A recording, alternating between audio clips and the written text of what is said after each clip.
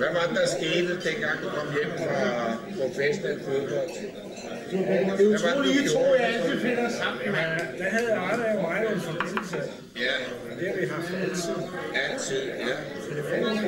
Men jeg kan huske, Knud kom hjem fra Schweiz for professionelt, der han jo tjent kassen. Ja, også. Så ringer han til mig, og så siger han, kan du ikke tage dit pæne tøj på? Vi skal i byen og hygge os. Og jeg kom. Da han så mit tøj, så sagde jeg, den går fandme ikke. Så kom jeg ind hos den bedste skrædder i København og sagde til skrædderen, kan du ikke klæde den mand på? Så jeg fik helt nyt tøj, og det hele klart betale hele lorten. Selv hans underbrug. Det blev skiftet ud og lagt over. Det har man gjort lige siden, ikke? Cirka. Jo, cirka. Arne og mig Arne og mig skulle aldrig hinanden penge. Nej, det har I aldrig gjort. Vi havde ikke nogen. Har I aldrig skyldt skattevæsenet penge? Jo. Og hvem ordnede det for jer? Det betalte Nej, nu tager jeg ikke nævne navne. Men I har lige med i skat i dag? Nå, men jeg får med for skattevæsenet, så jeg... Og vi er ved at komme lige på det. Nej. Vi havde ikke meget. Vi spillede fodbold i frem. Og I spillede fodbold? Det havde vi ikke tid til. Vi trænede jo fandme hver dag herude. Så det var der ikke tid til. Var det i baren, eller? Ja, det kan godt være, at jeg løber lidt rundt i det. Du løber lidt rundt i det.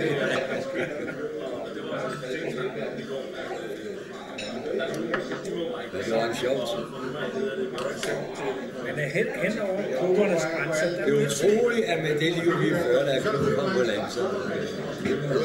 Det var jo din skyld, ikke? Jo. Du spillede bolden ud til ham, så skulle han bare rende op og ned af linjen. Men min skyld, han kom på, men også min skyld, han rød af.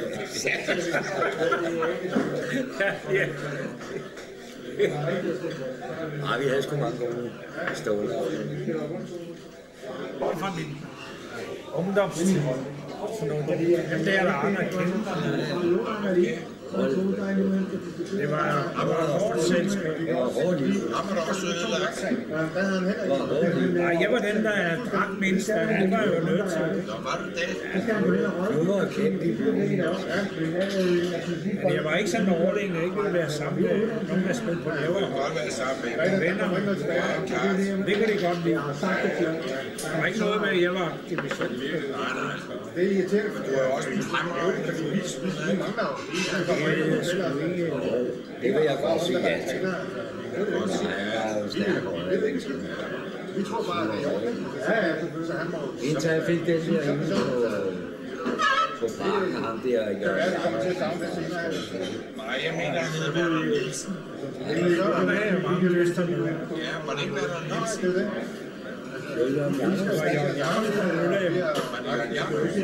Werner Nielsen har også knoklet dernede. Det ved jeg. Det var fordi en gang spillede på ungdomslandsholdet mod E-landsholdet Østerbro.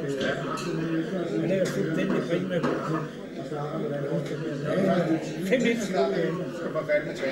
Det skulle de over spille mod England i Wolverhampton. Jeg har lavet så meget som Matthews.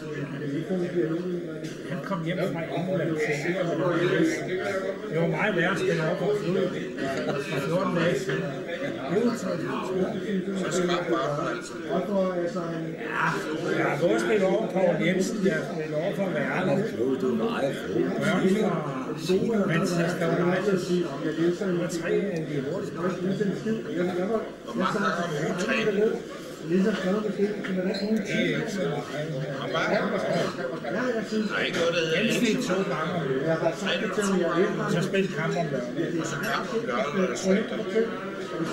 Så nogle gange onsdag træning i det centrum. Det skulle du ikke gøre, det skulle du ikke gøre. Jeg vil lige sige. Hvad så med jobben? Ja, det var så. Det var også hyggeligt. Der har vi spillet mange kampe. Det vil jeg godt. Der har vi spillet mange. Der skulle vi spille mod brasiliansk hold. Ham den berømte Santos, venstre bak. Det tabte godt nok til dem. Men af deres leder, Santos udtalte, at der aldrig været sådan på røven som den der. Han blev han var verdens Så var det jo så. ikke for at prale, men så kunne jeg løbe fra ham, hvis han stod for det. Det er ikke for at brænde, jeg var skide. Jeg vil ikke sige, at jeg bare kunne løbe.